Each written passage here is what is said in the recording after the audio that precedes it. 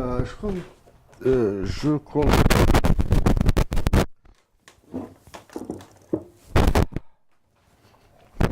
je continue maintenant. Ce sera pratico-pratique, hein. Je ne vais pas faire des analyses là. Pétrole. Le pétrole en Algérie. Bah, il faut que cesse l'expression, surtout chez les spécialistes ou bien les journalistes, que l'Algérie produit du pétrole. Il n'y a aucun pays au monde qui produit du pétrole. Aucun pays au monde ne produit de pétrole. Aucun pays au monde ne produit de l'eau. Aucun pays au monde ne produit de l'air. Depuis sa découverte en 1956 par les Français durant de la guerre de libération nationale organisée par des braves et des pauvres dans le sud algérien, hein, le pétrole algérien a été exploité par les Occidentaux, essentiellement par, par les États-Unis d'Amérique, les USA, par les compagnies américaines. Donc, les compagnies américaines font de l'extraction du pétrole et de gaz, en Algérie, puis est commercialisé par, par son attract pour ce qui lui revient et pour les Américains et les autres par le chargé de vente. Ça, c'est la première. Deuxièmement,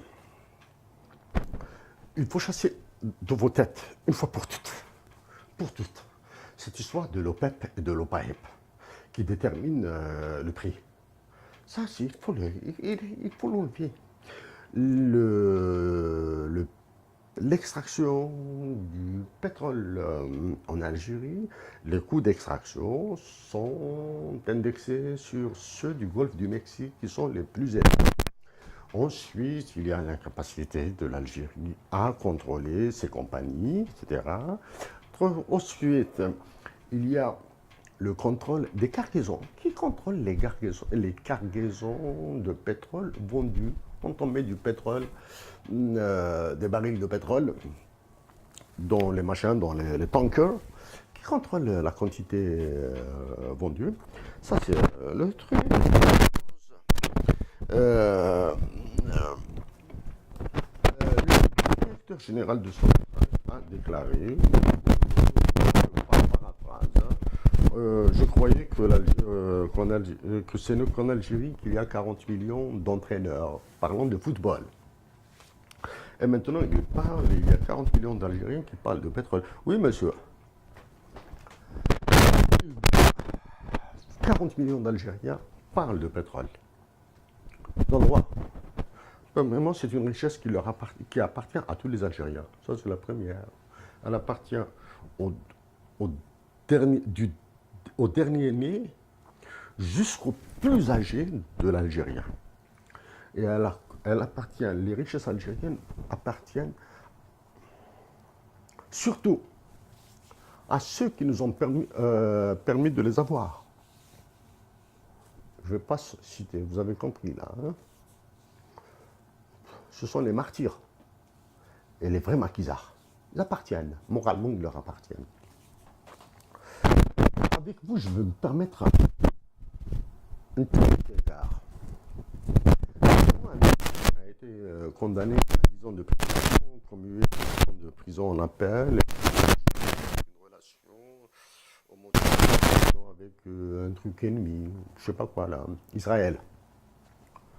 Le ministre qui a été reçu récemment aux États-Unis par les secrétaires américains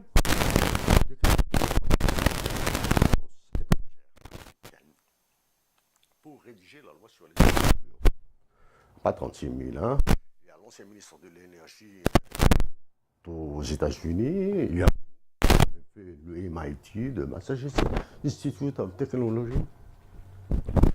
Donc, vous allez offrir la loi, la rédaction de la loi sur le pétrole aux Américains. Donc là, vous confirmez mes doutes sur les...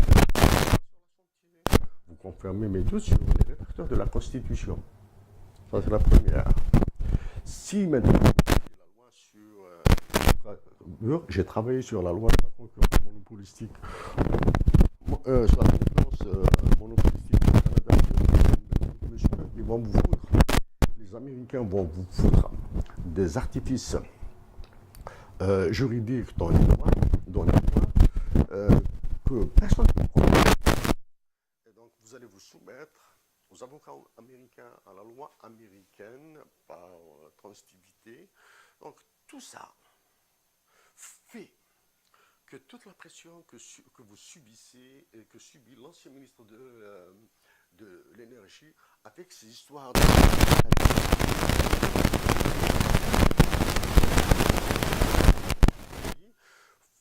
me fait dire que c'est les États-Unis d'Amérique qui contrôlent l'offre algérienne de pétrole pour l'Europe.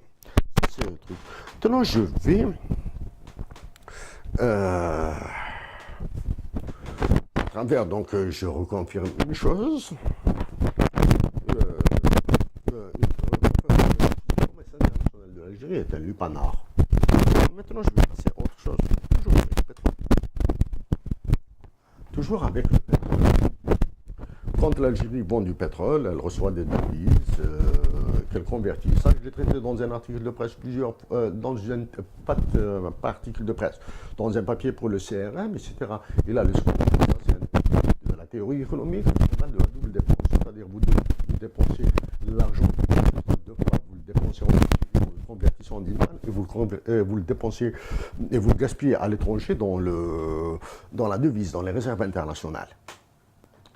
Ça, maintenant, Banque d'Algérie, ministre des Finances, Sonatrach, ministère de l'Énergie, etc., présidence de la République, gère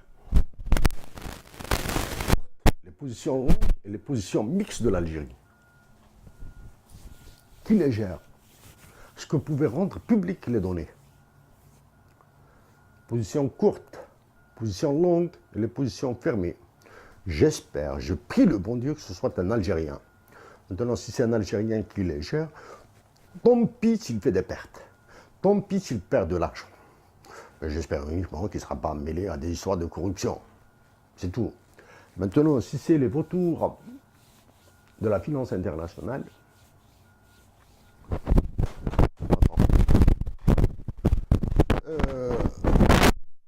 j'ai eu qu'on appelle dans un cours qu'on appelle supranationalité. Un ancien de la Banque mondiale. Il a insisté sur cette loi qu'on dit de 49-51% parce que c'est une loi quasi générale.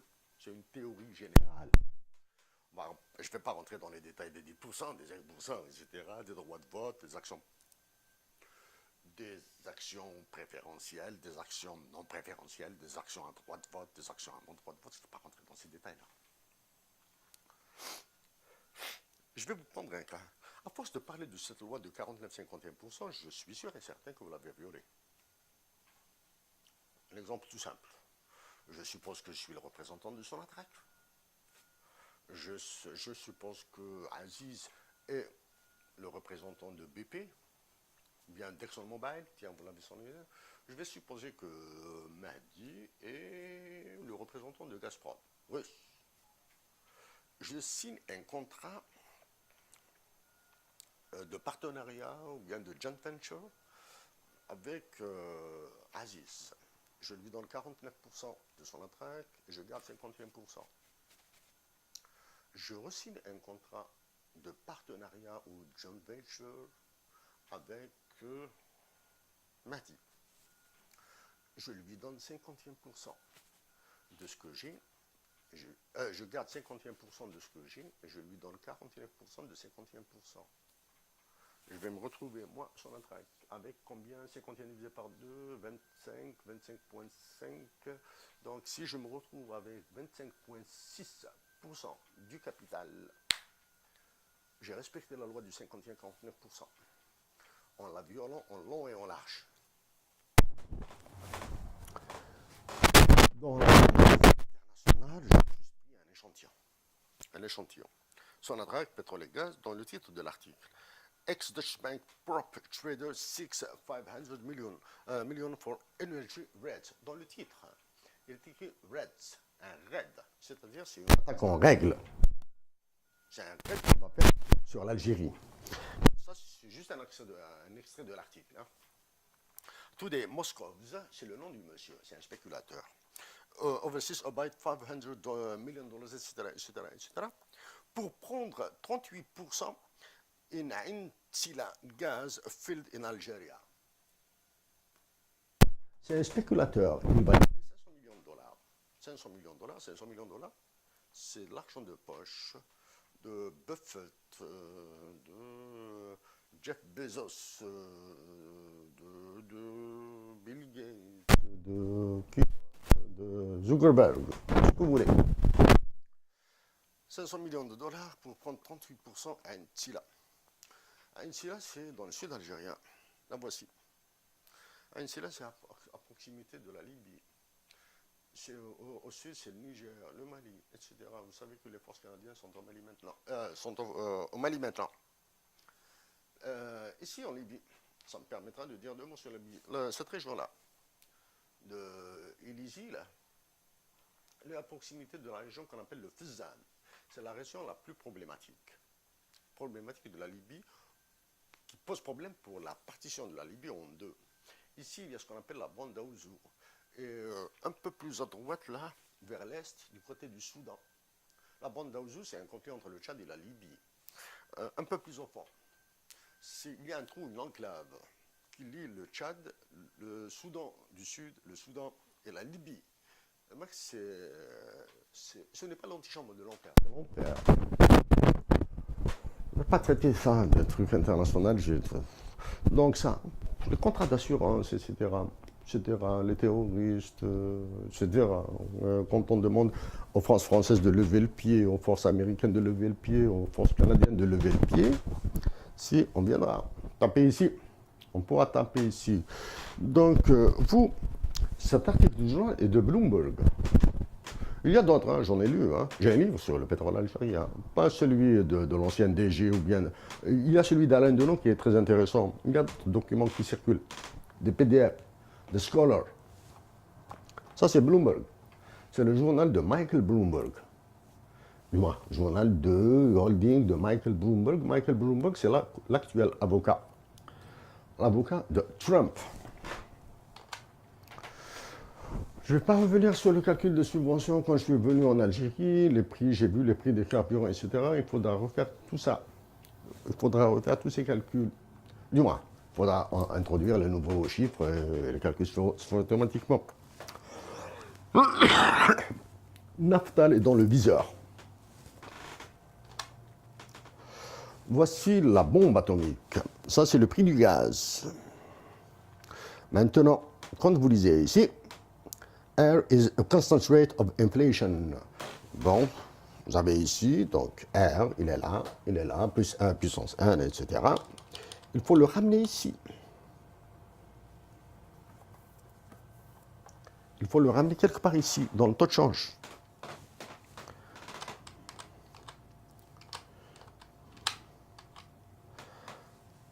Chemin de fer, agriculture, environnement, etc. Chemin de fer. Donc, je n'aurai pas l'indécence de vous parler de ma carrière au chemin de fer.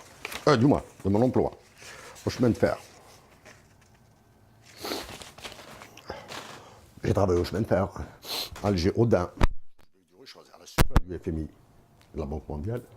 Mes collègues cheminots ont souffert durant les années de terrorisme. Ils ont souffert. Mes collègues d'abord, hein, les hommes et les femmes qui ont travaillé, ils ont souffert du terrorisme. Ils ont été enlevés, ils ont été agressés. Ensuite, du côté surtout de la région de Chlef, hein, la région de Chlef est un peu du côté de la gare Omar, de Almizan. Ils ont souffert le martyre. Je parle des hommes et des femmes d'abord. Ensuite, le matériel, avec les attentats, etc. L'actuel directeur général de la SNTF, je le connais. Comment je le connais? Du temps où j'étais employé à la SNTF, dans une structure, je travaillais dans une structure éloignée géographiquement, différente par les objectifs et les missions et les attributions. Donc, il nous est arrivé de nous rencontrer, de nous croiser, de discuter avec au maximum. Je dis bien au maximum, 5 fois. Maximum. À l'époque, il n'était pas général. Il était un cadre. Il s'appelle Yassine Beljabla. Du moins, je parle de Yassine Beljabla, je ne sais pas s'il est toujours lui. Il est plus timide que moi, ça c'est une impression. Un homme extrêmement bon, gentil, très humain. Très humain. Ouais, je l'ai su surtout après. Il a été appelé à d'autres fonctions, donc mes collègues de la structure où travaillait nous ont dit depuis qu'il est parti, la situation s'est dégradée, quelque chose comme ça. Il ne disait que du bien de lui. J'ai peut-être 2, 3 fois un café avec lui comme ça, hein, dans un groupe d'amis.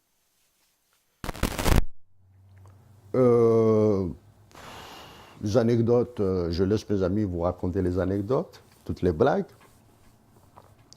Mes amis de chemin de fer racontaient toutes les blagues.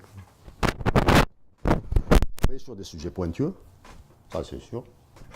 Je me suis retrouvé assez haut. Ça dépend des humeurs, des relations de travail, etc., etc. Un leader de parti politique a travaillé avec moi, directement avec moi. Il peut en parler. Pourra vous dire tout ce qu'il veut, pour vous dire peut-être qu'il était assez nerveux. Assez nerveux, ça je m'en fous. Ceux qui ne m'apprécient pas au chemin de fer, je les défie de dire ce qu'ils veulent. Je dis bien ce qu'ils veulent. Wallah, là, je ne vais pas réagir. Une anecdote,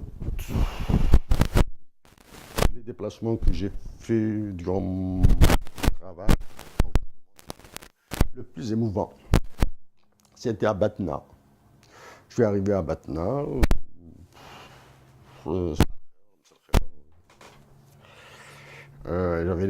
J'avais demandé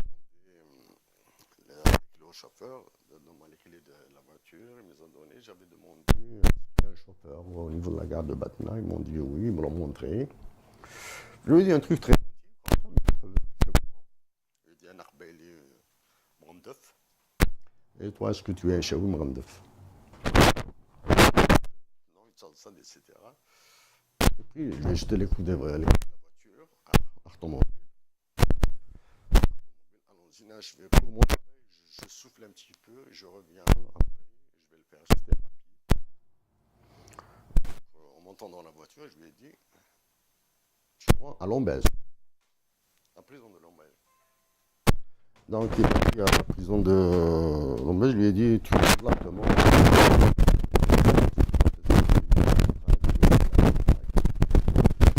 Et là-bas, c'est parce que a été de tout.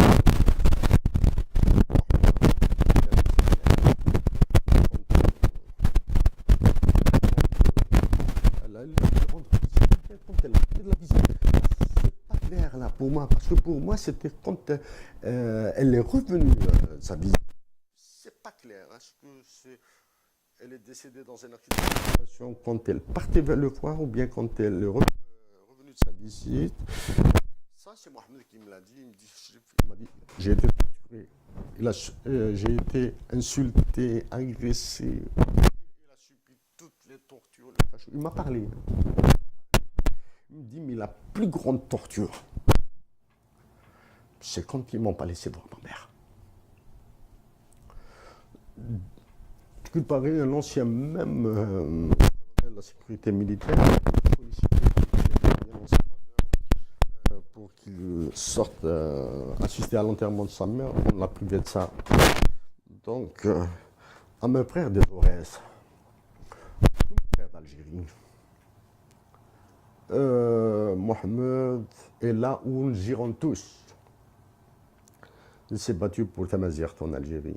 Il s'est battu pour la majorité de l'Algérie, pour notre identité, pour notre développement, pour notre culture. L'Algérie entière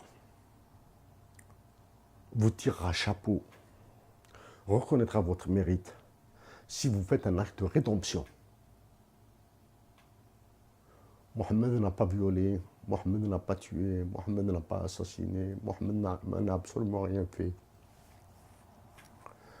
Donc si vous faites ça, si vous commettez un acte de rédemption envers Mohamed, les autres suivront envers Lounes, les autres suivront probablement envers Alim Sili.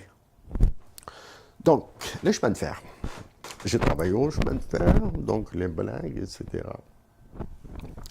Les unités de mesure les plus utilisées au chemin de fer, hein, on parle de capacité offerte.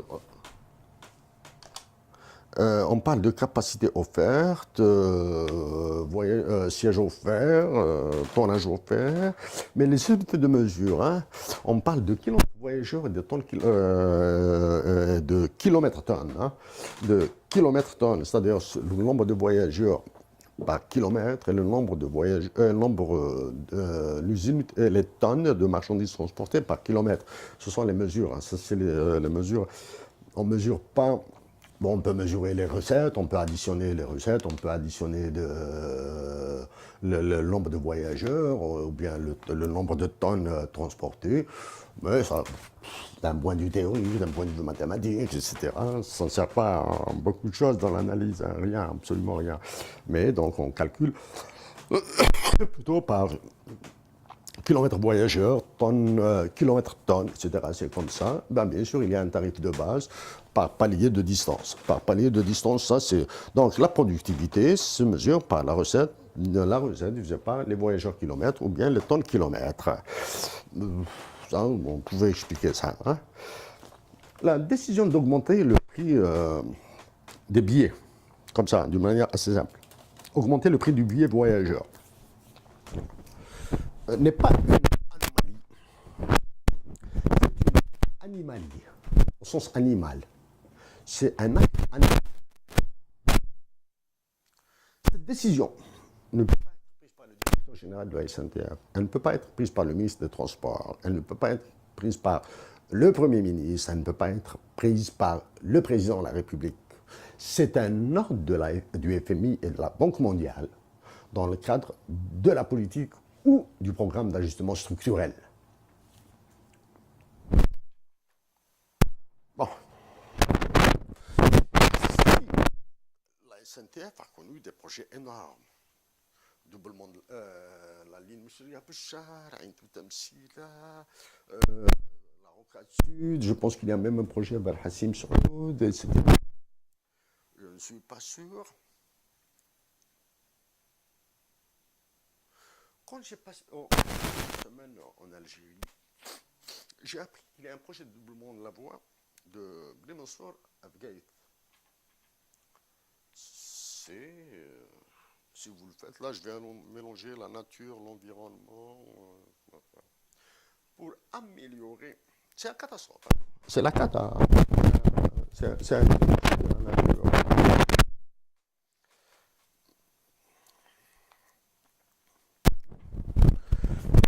après l'autoroute de Béjaïa, après l'ancienne route, l'oléoduc, là, du gazoduc qui vient de Hassermel vers Béjaïa, en passant par la wilaya de Béjaïa, par la région, la vallée de la Soumane.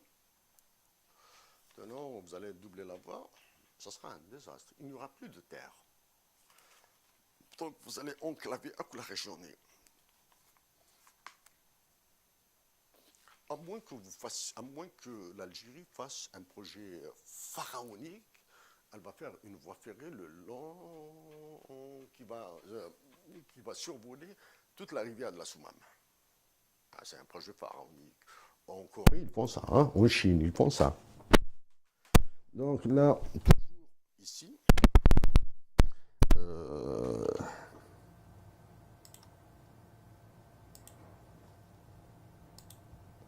ici, quelque part ici, que je fais ça, je parlais de ça, hein, IDE.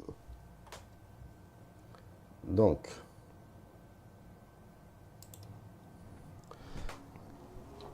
les idéaux.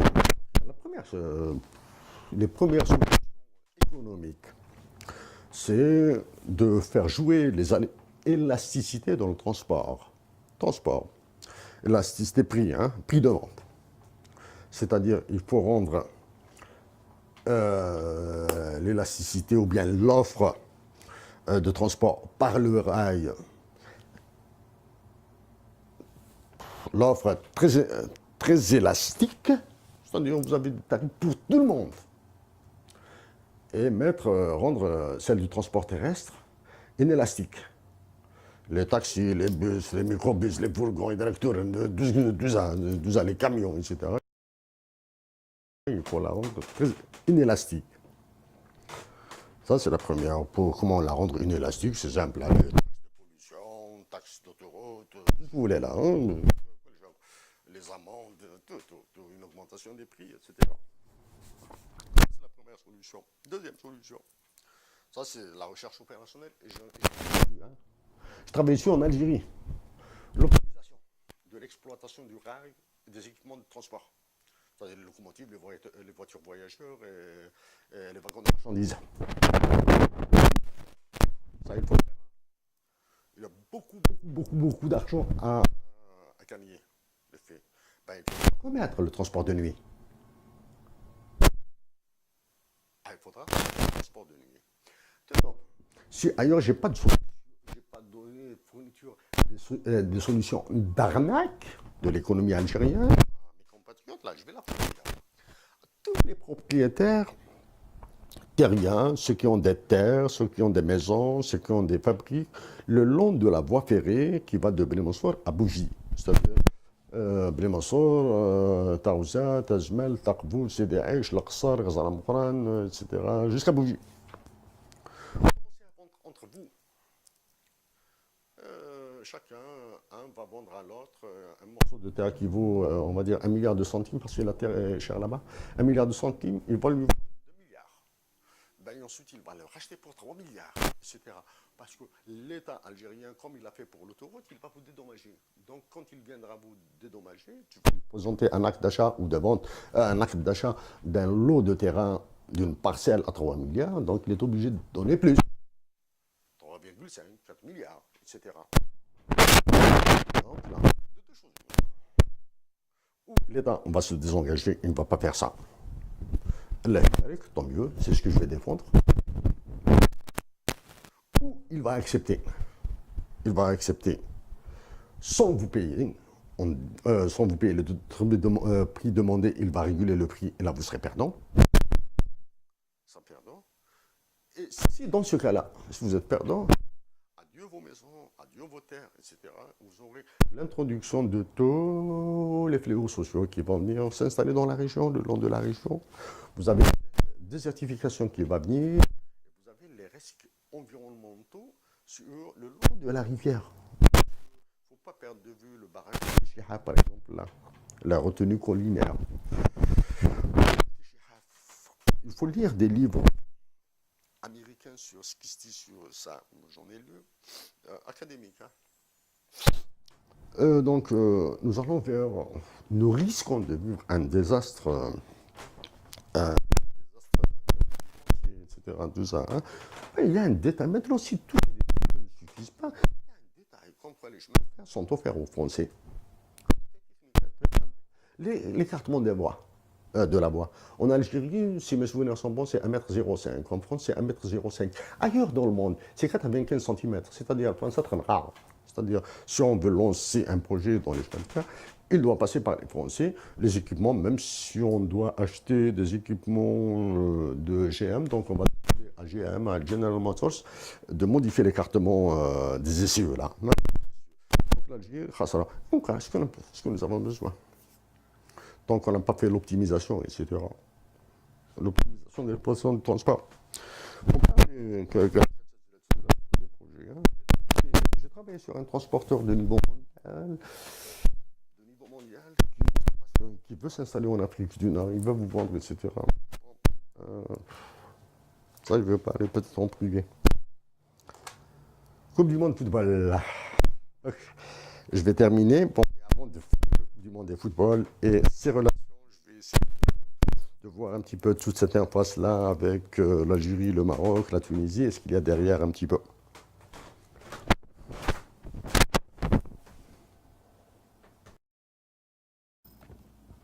Un, deux, un, deux, un, deux.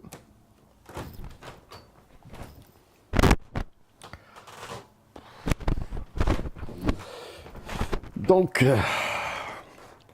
Coupe du monde de football. Là. Euh, la qualification, du moins le choix qui a été porté sur les États-Unis pour la Coupe du Monde 2026. 2026, l'élimination du moins, le non-choix du Maroc. Donc on va essayer de voir un petit peu comme ça, du moins très simple. Hein. The Dark Side of the Moon, hein, the Dark Side of the Football. Quelque chose comme ça, rapide, hein, c'est très rapide. Bon, personnellement, est-ce que j'ai pratiqué, est-ce que j'ai pratiqué un sport? Toujours, hein, toujours, et pour les liens. Donc, j'ai fait le CEM avec internat à Akbou, j'ai fait le lycée de Berchlep à Akbou. Donc, quand je suis allé, quand j'étais en deuxième année moyenne, en sixième, j'étais externe, hein, Ganag el Hammam, hein, je dormais au bain douche du bonheur. On avait des chambres là-bas, bain douche. Akbou, une ville, Akbou, c'est la plus belle ville du monde, malgré ce qu'elle subit maintenant. Mais Akbou demeure dans mon cœur la plus belle ville du monde. Mais les Akboussiens, vous êtes des frères, vous êtes géniaux.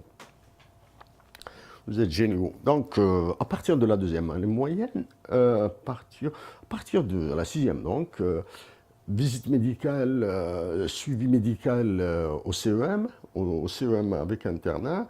Donc, le docteur Hassan Rakhis, أعطيك ربي الخير نعطي رحمة ربي qu'il m'excuse donc bon mais je sais pas comment dire رحمة ربي نعطيك ربي الخير ça a la même valeur affective. Quand il m'a consulté au CEM, c'était des visites périodiques, hein, c'est-à-dire le système de santé était très efficace, hein, c'est ce qu'on appelle la prévention. La prévention, c'est la première ligne. C'était gratuit. Quand il m'a vu, etc., j'étais un peu rond. J'étais un peu rond, petite taille, vraiment petite taille. Là, maintenant, il m'a fait pousser. C'est grâce à lui que j'ai poussé un petit peu. Petite taille, un peu rond. Un peu rond. Yes, vous voyez, il va faire du volley. Donc, j'ai pratiqué le volleyball au CEM. J'étais même dans l'équipe du CEM. Hein. Les minimes, les cadets, comment on appelle ça? Minimes, cadets. Voilà, donc j'ai pratiqué du volleyball. Toujours comme passeur ou défenseur, vu ma taille, donc je ne pouvais pas être attaquant. Donc au numéro 3, ou bien la balle à gauche, la balle à droite, ou bien au 1 et au 5. J'étais bon au 6, mais pas. C'est un poste que je n'aimais pas beaucoup, je ne sais pas. Donc on a joué contre l'Aqsa, Sidi Aish, contre Tazmal, ça je me souviens. Quelles sont les autres équipes contre qui nous avons joué? Je ne sais pas, je ne me souviens pas beaucoup. C'était dans le cadre de la Fédération algérienne des sports scolaires et universitaires. Donc il y a une dislocation là, la FASU elle a disparu complètement. C'est dramatique dans le sport. Bon, donc, la technique que j'appréciais le plus, c'était les balles courtes ou bien les balles semi-courtes. Au filet, hein, très collées au filet. Très collées à la défense au 1 et au 5. C'était bien, j'avais un espace. Donc, et mon professeur d'éducation physique et entraîneur de volleyball, c'est Mouloud. Bacha Mouloud. Oh, c'est comme toi. Non, comme toi, mais. Glamouret, Bon. Euh, Quels sont les joueurs dont je me souviens le plus? Il y a un joueur qui s'appelle Zino Laksar. Je ne connais pas le prénom et le nom de famille, le vrai prénom, Zino. Déjà qu'il était très haut, brun. Donc,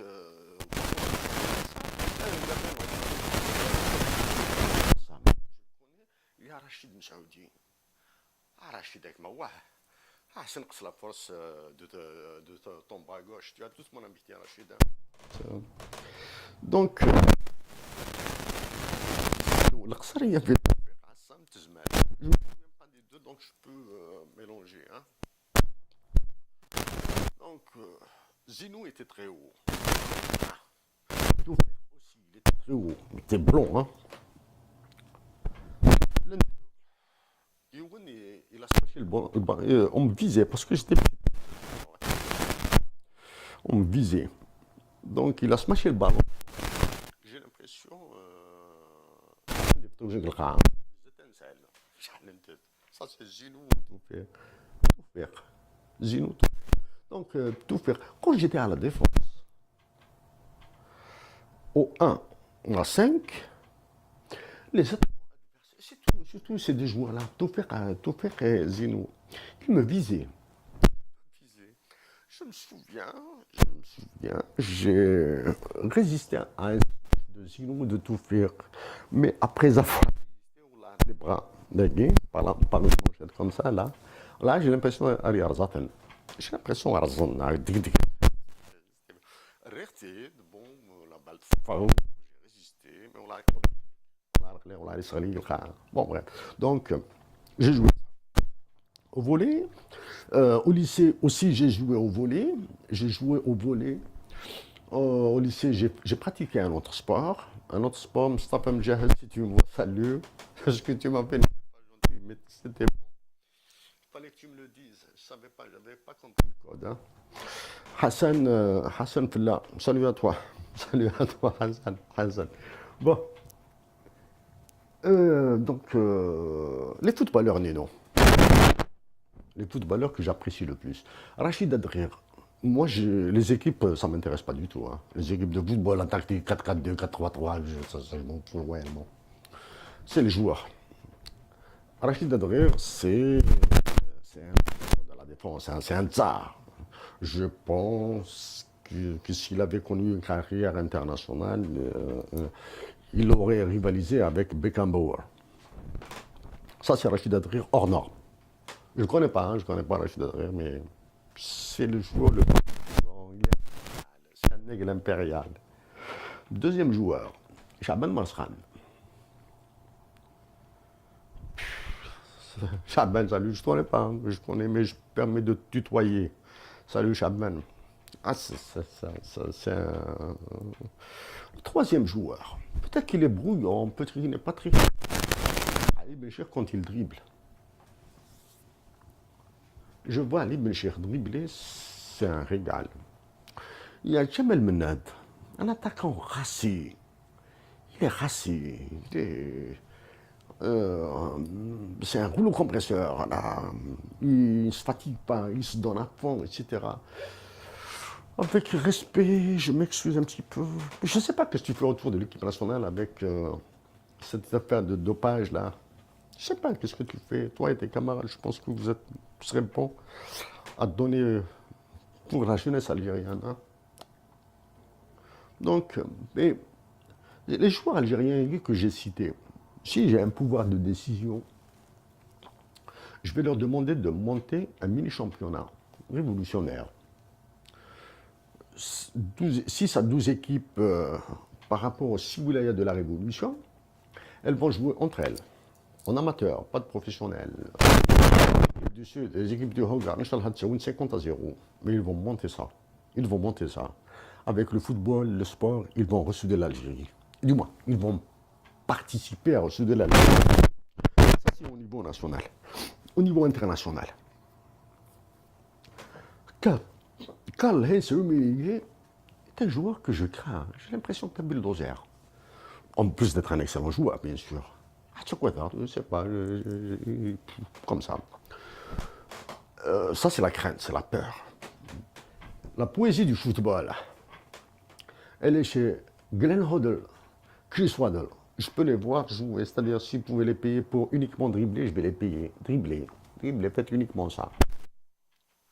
Le poète du football, il est nonchalant, il ne donne pas ce signe-là. C'est Juan Ramon Riquelme. un Argentin. Il paraît nonchalant, calme, etc. Et quand il commence à faire de la poésie avec le ballon, c'est un explosif. Et il y a le Messie, le prophète, le Messie. Dieu a envoyé des prophètes, des messages. Il a fait de Newman, Von Neumann mathématicien. Il a fait pas mal hein, comme ça. Des prophètes. Il a fait de Louis Matoub un prophète de la poésie, de la poésie, de la musique, de l'amour. Il a fait un prophète. Hein. C'est un prophète. Louis Matoub. Donc, en football, il y a un et un seul. Diego Armando Maradona.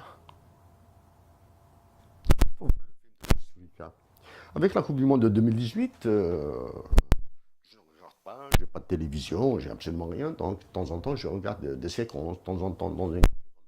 au centre de temps en temps, il y a un match. Quand je vois Maradona, ça suffit. Je vois Maradona, du Maradona, ça suffit. Il faut voir Diego Armando Maradona, c'est le prophète. Il y a peut-être Hilbert en mathématiques, Hilbert mathématiques.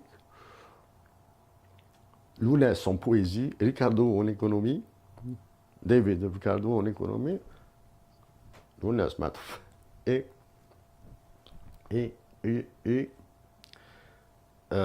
Maradona en football. Il faut voir le film de Costa Rica. Maradona, il est aussi bon, c'est clair, c'est un bonhomme, c'est un footballeur qui joue pour le peuple. Il joue pour le peuple, il joue pour les pauvres, il joue pour donner du bonheur, il joue pour gagner aussi. Il faut voir Maradona chanter. Il a une chanson d'amour. Merveilleuse. Merveilleuse. Bon, bref, ça sur le football. Ça sur le football et le sport. La FIFA, la Fédération internationale.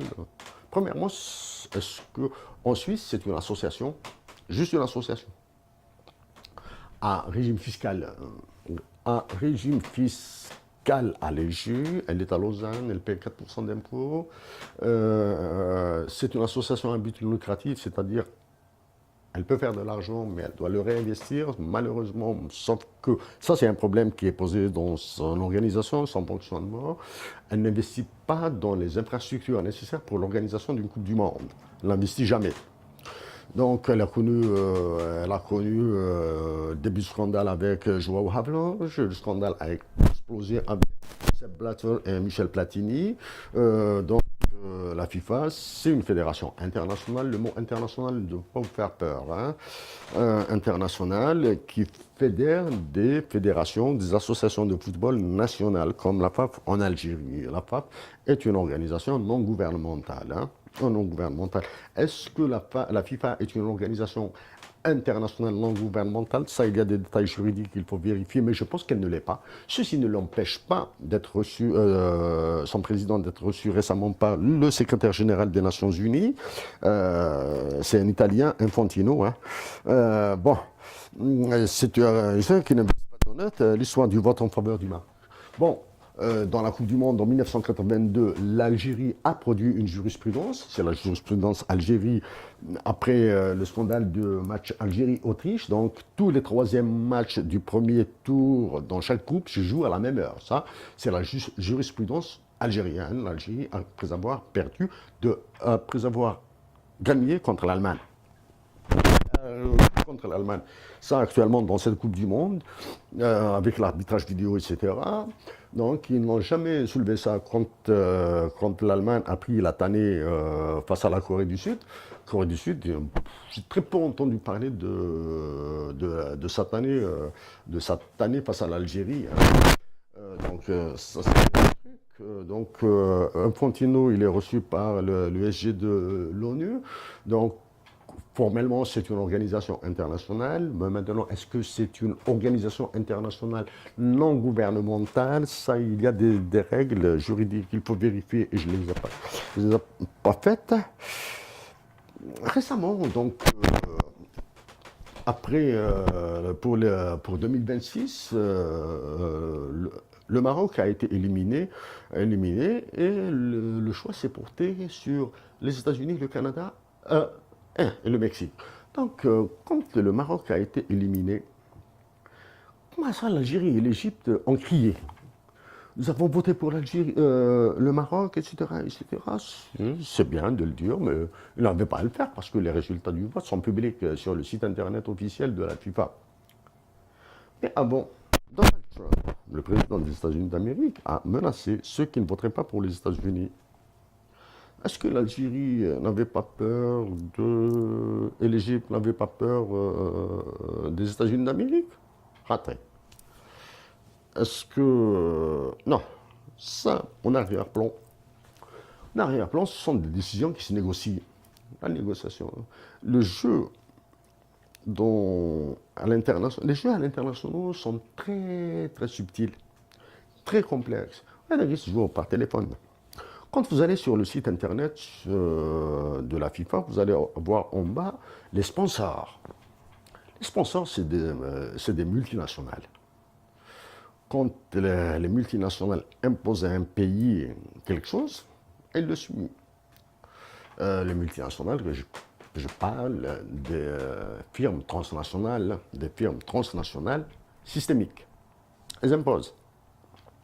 Donc l'Algérie a crié, l'Égypte ont crié qu'elles ont voté pour le Maroc, etc., etc. Très bien. Et maintenant, qu'est-ce qu'il y a derrière?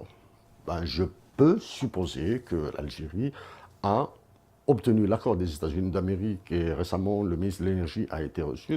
Bon, ben, à vous, on va donner la loi sur le pétrole, vous allez nous la faire. Voilà, laissez-nous voter pour le Maroc, pour gagner en amitié, pour soi-disant aplanir le machin, là, le différend, etc. L'autre événement, au Maroc, je suis la presse marocaine, surtout sur l'économie, ils ont dit qu'ils n'arrivent pas à identifier les initiateurs du boycott qui touchent les grandes compagnies au Maroc. Maintenant, les journalistes qui je ne les connais pas personnellement, parce qu'il faut être journaliste personnellement pour voir un petit peu sa façon de raisonner, sa façon d'écrire, etc. Parce qu'il y a des subtils, il y a des journalistes très fins. Maintenant, un journaliste ou deux ont dit qu'on ne connaissons pas les initiateurs de ce boycott. Soit ils ne l'ont pas dit, c'est une façon de dire que c'est des services secrets, nous ne connaissons pas, mais nous ne pouvons pas dire que c'est des services secrets. Ou bien, ils veulent insinuer le contraire du vrai. Ça. Donc, le boycott de certaines entreprises africaines, certaines entreprises internationales au Maroc, il faut chercher de ce côté-là. Maintenant, à partir de 2000, concernant le choix des États-Unis, il faut voir que c'est les États-Unis et le Mexique et le Canada qui vont organiser la Coupe du Monde 2026. Ces trois pays font partie du NAFTA, de North American Free Trade Agreement. Actuellement, c'est l'ALENA. Si vous voyez le dernier sommet du G7, c'est Donald Trump était radicalement contre l'ALENA. Mais en termes d'intérêt économique et financier, ce sont les compagnies qui décident. Ça. Trump, il peut parler, le président des États-Unis peut parler des banalités, etc. Et encore, on peut parler des banalités sans faire trop de vagues, là. Et quand le président des États-Unis d'Amérique dépasse les limites, on lui sonne les cloches. Hein. Les conseillers, les décideurs, qui sont discrets, hein, ils sonnent les cloches. Monsieur, tu ne touches pas ça. Ne touche pas à ça. Par exemple, le cas de l'Allemagne avec l'OTAN, les finances, etc. Je pense qu'il ne va plus reparler de ça parce qu'il y a tous les articles de la Charte des Nations Unies dans lesquels vous avez le mot ennemi et état-major qui doivent être remis en cause. Et bientôt, je vais travailler sur le sujet de la désoccidentalisation des relations américaines. Les États-Unis d'Amérique vont changer complètement la typologie de leurs relations. Ils vont aller vers l'Est. Hein. Parce que si le risque de guerre, il est là, donc l'enjeu principal, l'un des enjeux, c'est le commerce mondial, c'est les affaires, etc. L'une des causes, c'est cette Europe qui n'arrive pas, entrer dans une phase d'instabilité très grave avec la montée des nationalismes, avec la remontée de l'Espagne et du Portugal, l'euro qui leur pose de sérieux problèmes et le risque que pose la France. Bien sûr, dans ce genre de conflit, il y a toujours un dégât collatéral qui sera immense, c'est l'Afrique. Elle va trinquer. Donc ça, c'est pour le côté Coupe du Monde. Coupe du Monde. À partir de 2026-2030, donc 30, on commence à parler de la possibilité d'organiser à trois une Coupe du Monde. Les quatre conditions élémentaires. Il faut qu'il y ait la paix. La paix en Afrique du Nord. Il faut qu'ils aient les moyens. Avec la crise dans laquelle est installée l'Afrique du Nord, s'ils décident d'allouer des moyens financiers, construire des stades, etc., construire des stades, ça va coûter beaucoup d'argent. C'est-à-dire la Coupe du Monde, ça c'est... Maintenant, est-ce qu'il a la volonté politique de le faire? Est-ce qu'il a la volonté politique? Ensuite, il y a d'autres éléments. Est-ce que, d'éléments d'organisation, est-ce que le Maroc, la Tunisie, l'Algérie, la Libye, ou je ne sais pas moi, hein, est-ce qu'ils arrivent à se coordonner pour décider où se dérouleront les matchs et comment? Est-ce que les Marocains vont jouer en Algérie? Est-ce que les Algériens vont aller se déplacer au Maroc, etc. Ce qui est certain, moi, ce qui est certain, maintenant que si l'Algérie préparait dès maintenant un stade immense olympique dans le sud, ce serait le stade du Rouga, le stade de la Kahina, ou quelque chose comme ça, l'aréna de la Kahina, etc. Ce serait formidable. Donc ça c'est un... Maintenant, est-ce que... J'ai parlé des sponsors, c'est l'argent, c'est du dollar. En 1982, la tenue algérienne était des plus belles. Elle était fabriquée par Sonitex. Mon premier emploi en Algérie, c'était à la Sonipec à Kbou. On fabriquait de la chaussure hors norme.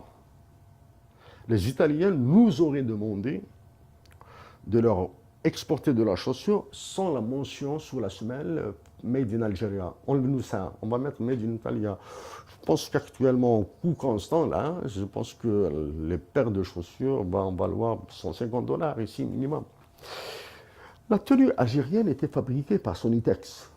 Elle était très belle. L'Algérie peut relancer le secteur du textile en fabriquant des tenues et les offrir en battle au Maroc, à la Tunisie, au Sénégal, à toute l'Afrique. Toute l'Afrique. Et maintenant, dans l'appellation des Algériens, nos frères marocains ont appelé leur équipe nationale les Lions de l'Atlas. Les Camerounais ont appelé leur équipe les Lions indomptables. Le Burkina se font appeler les hommes libres, mais pour leur équipe nationale, je ne sais pas. Je ne sais pas. En Algérie, ils l'appellent les Fennecs. Un tout truc comme ça, petit, un Fennec. Ah, vous avez peur de les appeler Amazigh al-Ahrar? Les Amazighs libres. Al-Amazigh al-Ahrar. Al-Amazigh al-Ahrar. Ou bien Amazigh Tlili, ou quelque chose comme ça. Amazigh al-Ahrar. Les Fennecs. Vous les appelez les Fennecs. Maintenant, c'est l'autre hier. Hey. Donc, ça s'entend sur les matchs, etc. Voici un petit peu. Maintenant, en parlant de Trump, de la Coupe du Monde organisée par les trois pays, alors que l'ALENA des trois pays est en ballottage, là, il y a, je mentionne, la déclaration stupide du ministre français de l'économie. Il a dit c'est le G6 plus 1. En faisant le plus 1, en pensant aux États-Unis d'Amérique. Non monsieur, pour toute la France, là, ce n'est pas le G6 plus 1, c'est le G7 moins 6. Avant, il y avait le G7, le G8, le G10, le G15, le G20. Le président des États-Unis a invoqué l'absence de la Russie. Il avait dit c'est une question de valeur. Ça, c'est un faux fuyant. C'est un faux fuyant. C'était le sujet, c'est une partie de débat dans la dernière conférence restreinte organisée à l'Université de Montréal sur la place de la Chine au XXIe siècle. Ils ont invoqué le commerce, les routes de la soie, les enjeux de l'Arctique, de l'Antarctique, la double route de la soie, celle qui passe par le détroit de Bering au nord et celle qui passe par le détroit de Magellan. Magellan, c'est ça, par le sud. Par le sud, on parlait de ça. Arrivé à la fin, la Chine va monter, je pense que la Chine va monter, avec des problèmes, bien sûr, etc. Le conférencier a parlé de valeurs, etc. Donc la question de valeurs est très importante. Hein, très importante. Si, un dernier élément sur la monnaie,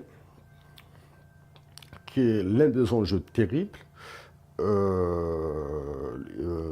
faut surveiller de très près les déclarations de Jerome Powell. Jerome Powell, c'est le président de la Fed. Actuellement, il est au silence. Hein, depuis qu'il a remplacé Janet Yellen, il est au silence. Actuellement, pourquoi? Parce que les GAFA, hein, Google, Apple, Facebook et Amazon, peut-être maintenant il y a même Microsoft, il y a d'autres entreprises américaines qui ont décidé d'aller sur le Bitcoin. Si ces grandes entreprises ont décidé d'aller sur le Bitcoin, ça veut dire qu'ils ont reçu des garanties fédérales des États-Unis d'Amérique. Et sur cet aspect du Bitcoin, avant, la directrice générale du FMI, l'assassin économique en chef de l'Algérie, de la Tunisie et du Maroc, et même de toute l'Afrique, ils ont critiqué le Bitcoin. Le Bitcoin risque de monter en puissance, je ne sais pas comment est-ce que ça va tourner. Et le problème qui est derrière le Bitcoin, c'est qu'on dit officiellement, on ne connaît pas son concepteur, ça c'est faux. Moi je pense que c'est faux. Il y a le problème du mining, le minage. Le mining, c'est-à-dire l'attestation et la certification. Attestation, certification et garantie. Et garantie des transactions en Bitcoin. Actuellement, c'est la Chine qui a le monopole. Et ça demande beaucoup d'énergie, d'ordinateurs, etc. Actuellement, au Québec, le Canada, 2 communes québécoises se battent pour obtenir l'autorisation d'installer des fermes de mining, hein, de mining farms, de mining farms, hein, c'est des fermes de mining, c'est-à-dire ils demandent une réduction des prix de Hydro-Québec, électricité d'Hydro-Québec, et autoriser de gros ordinateurs. Je ne sais pas moi, le dernier ordinateur que je connais, c'est Cray5, quelque chose comme ça, peut-être qu'ils sont à Cray10 maintenant. Ils vont installer de grosses fermes de mining du Bitcoin ici au Québec, du moins au Canada, parce que la monnaie est du ressort fédéral. Dernier élément, chers compatriotes, la paix, l'intégrité du territoire, la cohésion nationale, et faire attention au Sud, protéger le Sud, aimer le Sud. Si Lounès était là, je lui aurais demandé d'aller chanter, d'aller se produire dans l'extrême sud. Je demande à ces chanteurs, à ces artistes qui revendiquent Tamazight, qui parlent de Tamazight, prenez position sur la dotation de l'Algérie d'un hymne national pour relancer notre identité, pour faire honneur à ceux qui ont travaillé avant nous, etc. Mais mettez beaucoup d'amour dans vos cœurs. Mettez beaucoup d'amour dans vos cœurs. À vous tous, je vous remercie et à la prochaine. À la prochaine en Algérie. Et je suis prêt à revenir, ça je reviendrai en Algérie, mais à venir pour des conférences. J'avais promis d'animer une conférence à Boujlil sur Hussein, les actions internationales de Hussein. Il n'y avait pas de répondant. Dans Boujlil, il y avait une paix exceptionnelle. Il y avait cette volonté de faire, il y avait ce désir de faire. Là, c'est un peu flou pour moi. Il y avait la paix. Boujlil était très propre. Sauf peut-être qu'il est un peu moins propre que Tifardout, parce que je suis passé par Tifardout. Il y avait la paix, il y avait cette joie, mais il y avait ce pessimisme, il y avait cette forme de désespoir.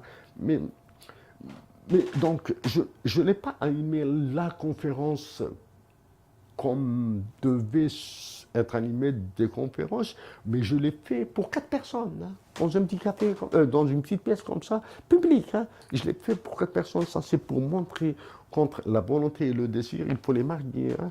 J'ai dit, même s'il y avait une seule personne au lac, je l'aurais faite, mais j'espère que je la referai pour les moments les plus mouvements, et ça m'a fait vraiment beaucoup, beaucoup d'émotions quand j'ai été à la tombe de Thierry Louise.